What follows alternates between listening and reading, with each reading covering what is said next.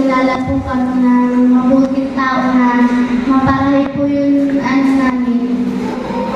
buhay po namin. Hindi ko po yung nakalain na bata pa po baka 10 years old po, nagsasama po paghahanap na inyo. Kasi po, naisipan ko po nung dati, kaya po nagbuti po yung buhay namin kasi po, may ginamit po si Lord na mabuting tao po na mapabuti yung buhay namin at hindi na po kami mahanap na inyo.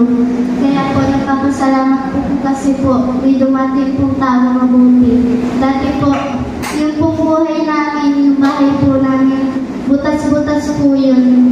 At si Kwesi Direk po, yung pong na-disgrasya po siya, kaya po kami naglakas yung buo namin damdamin na mapalakas po ng Lord. Kasi po,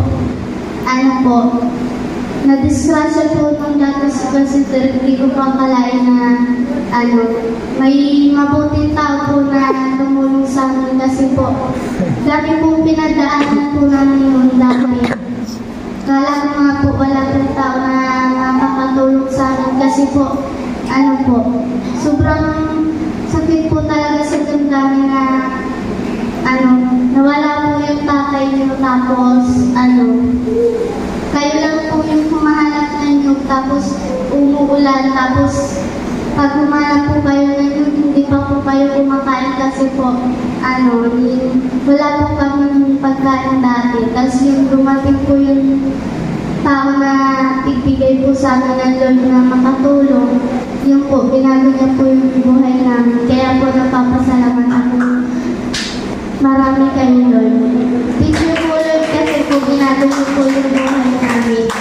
At yun, hindi ko pa akalain na sobrang buti po pala ng Lord. Dati po hindi po kami sumisimba. Tulad po kasi, kaya po ngayon, dito po sa simbahan na to, nilulubos ko po yung pagsasalamat ko kay Lord. Kasi po, dati po, di ko po kilala yung Lord dati. Kasi po, di po po sumisimba ng dati. Kasi po, hindi po makapokus sa pagsisimba araw-araw. Kasi po, naghahanap po ng Lord dati nun. Kaya po, lumakas po yung damdamin ko. Tapos yung puso ko po na yun nakilala po kami mabuting tao.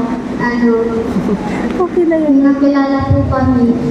Yung po, naisip ko na lagi na po kung sisimba kasi po, dahil po kayo Lord nabuti, napabuti po yung pamumuhay namin ngayon. Kaya po, lubos po kong napapasalamat. At sana yung taong nilapit sa amin ng Lord, sana po patuloy ingatan at sana po makatulong po sa amin. Tapos sa naghihirap, sana po ay patuloy na po siyang ingatan po at palakasin po. Sana po yung baby nila po, sana hindi po magkasakit. Yan. Kaya po nagpapasalamat ako. Maraming salamat po kay Lord.